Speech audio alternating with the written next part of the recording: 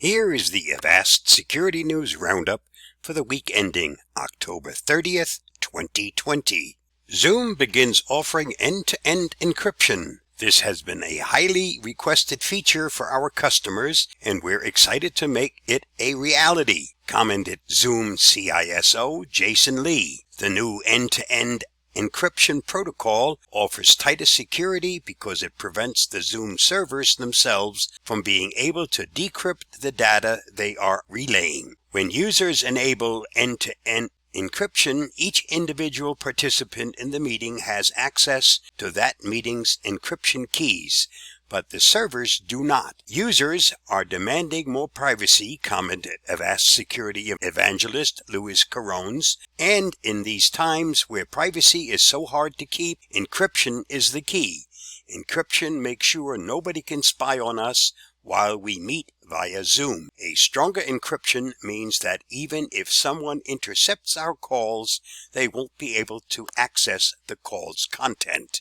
Hospital attacks skyrocket during pandemic. The health services sector has proven an easy and all too vulnerable target during the pandemic, and while cybercriminals of all stripes have already attacked, extorted, destabilized, and disabled various hospital systems around the world, more attacks are expected as we move into an autumn and winter of more coronavirus cases. The Hill reported that the COVID-19 CTI League, an international watchdog group made up of 1,500 tech professionals from over 80 countries, has been tracking the attacks, which one member describes as a cyber gold rush for the bad guys of all shapes and sizes. Threat groups, nation-state groups, and individual cybercriminals are all launching their own attacks fueled by their own motivations. Ransomware is among the most common, as it can completely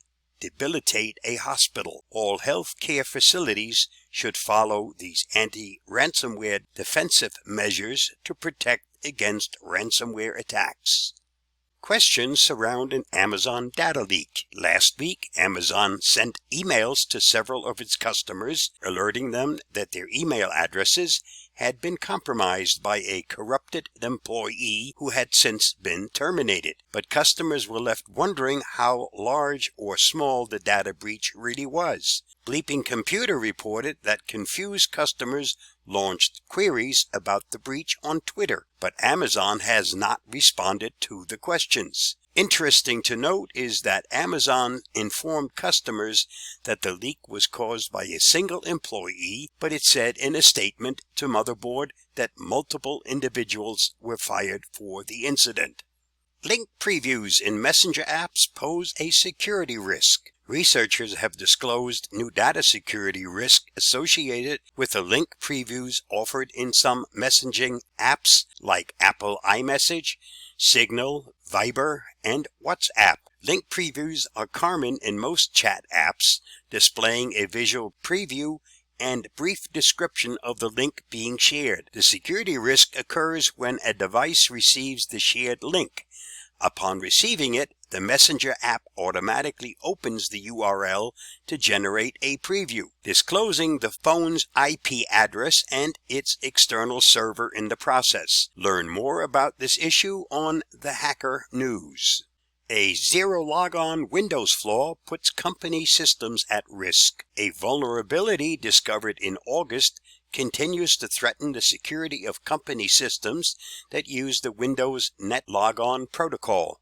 NetLogon allows the domain controller to authenticate computers and update passwords in a company network. The vulnerability, known as zero-logon, when exploited, can allow hackers to impersonate any computer within the network and begin making administrative edits, such as changing passwords and locking others out of their systems. Microsoft is in the process of rolling out a series of patches to eliminate the problem, which the company hopes can be achieved in the early months of 2021. For more, read the reports on Security Boulevard. Local voting systems are highly vulnerable to ransomware attempts. We're less than a week away from the 2020 U.S. election, and there has been news of a ransomware attack in northern Georgia. The attack hit a network that supports the Hall County government infrastructure and includes election and telephone systems. It was the first time that systems were brought down by ransomware. The attack happened earlier in October and was reported in this series of notices by the county. The affected systems included the voter signature database and various geographic data, including precinct maps, according to the local newspaper account. And that's all the cybersecurity news worth reporting for this week. Stay safe. See you next week. Bye-bye.